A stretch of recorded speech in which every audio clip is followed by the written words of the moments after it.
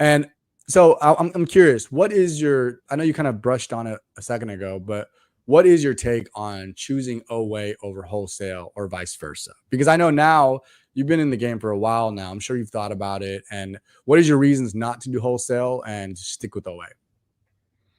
I think the biggest reason for me is just time capital. It's basically like how much time do I have allocated to growing something I'm already good at and knowing, which is online arbitrage, and then how much time am I willing to sacrifice to learn something new, which is wholesale.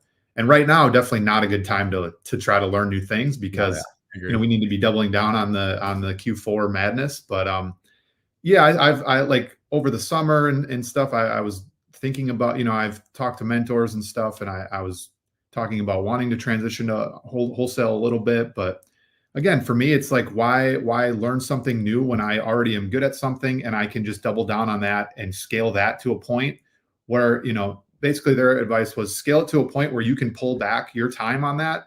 And then Yeah. that new time you have now is available to learn a new skill or work on something new like a wholesale side of things.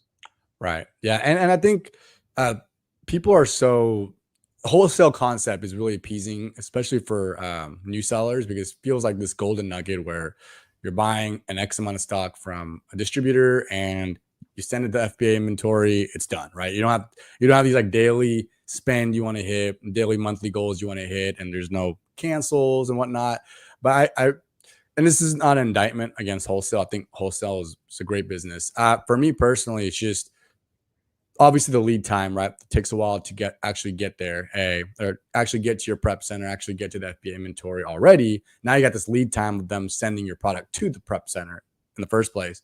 And then also, me personally, as much as OA can be contentious, like order cancels, constantly waiting for a sale and whatnot, although it does have its good moments. But I understand all that. But I enjoy like a 50,000 sales month for me at 20, 25% ROI.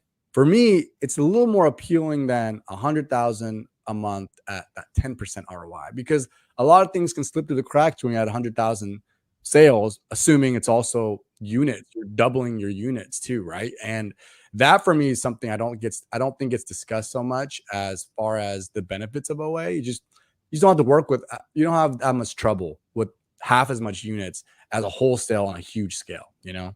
So, Yeah, there's definitely a lot more risk involved too, and oh yeah, yeah. the online arbitrage space, like you said, there's just an abundance of products, so Mhm. the scalability is, as much as you want it to be. If you really want to continue to buy and hire sourcing VAs and just keep buying and buying and buying, I mean, you can spend as much as you would for wholesale deals on just more products, right? You're not just buying, yeah, like you said, $20,000 of one product. You can spend Right. $20,000 worth of five products and get the same result and maybe higher margins. Right. Just it's similar to just diversifying stocks, right? Like if you're Yep, just sometimes basically. I'll look at listings, and you can kind of compare like keepas to like stocks, right? Supply demand. And if you're going all in on one stock or one ASIN and then something happens, like you can get any kind of violation, or even if the violation doesn't take your listing off, maybe it takes the listing off for 5 days, where you just, you cut your profits for 5 days.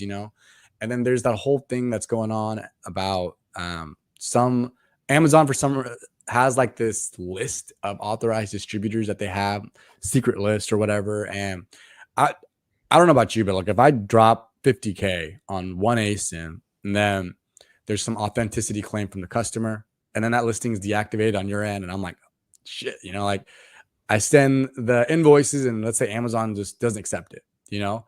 Not saying that happens. Amazon has been really good about it lately too, but stuff like that, I like to just diversify amongst a whole bunch of different listings, and you're buying from either the brand direct. Obviously, it's not the not for like a distribution sale, but even online, to direct to consumer.